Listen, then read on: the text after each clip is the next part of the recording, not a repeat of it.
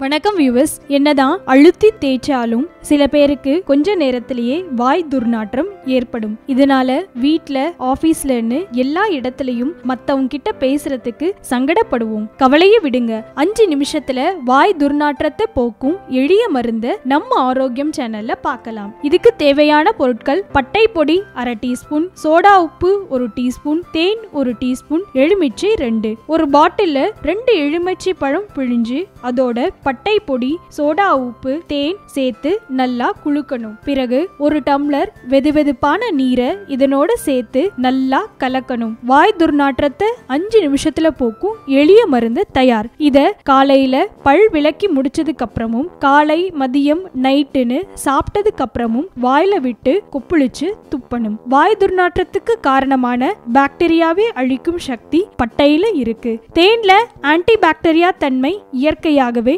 நிறைஞ்சிருக்கு. எலுமிச்சையில இருக்கிற vitamin C வாயை புத்துணர்ச்சியோட வச்சிருக்கும். தவிர சோடா உப்புல இருக்கிற ப்ளீச்சிங் தன்மை பற்கள்ல உள்ள மஞ்சள் கரையை அகற்றும். அதனால இந்த கலவைய தினமும் ஒரு 5 முறையாவது பயன்படுத்தி வாய் துர்நாற்றத்தை எளிதா போக்கலாம். சாப்பிட்ட பிறகு பெருஞ்சீரகம் அல்லது ஏலக்காய், கிராம்பு சாப்பிடுறதாலையும் வாய் துர்நாற்றம் குறையும். வாயில் இருக்கிற பாக்டீரியா, வயிற்றுல இருக்கிற பாக்டீரியா, உணவு குழாயில தங்கி இருக்க பாக்டீரியா, இது எல்லாத்தையும் அழிக்க துளசி நல்ல மருந்து. துளசிய அப்படியே சாப்பிட முடியலன்னா 10 துளசிய தண்ணியில போட்டு கொதிக்க வச்சு கூட குடிக்கலாம். வேப்ப இலைய பறிச்சு அத பேஸ்ட் மாதிரி அரைச்சு அதோட எலுமிச்சை சாறு கலந்து இந்த பேஸ்டால வாரம் ஒரு முறை பிரஷ் பண்ணாலும் வாய் துர்நாற்றம் காணாம போயிடும். பற்களுக்கும் வலு சேர்க்கும். இத்தனையும் செஞ்சதுக்கு அப்புறம் வாய் துர்நாற்றம் தொடர்ந்து இருந்ததுன்னா அது கல்லீரல் தொற்றோட அறிகுறியா இருக்கலாம். அதனால விரைவில் டாக்டர்ஸை பார்க்கறது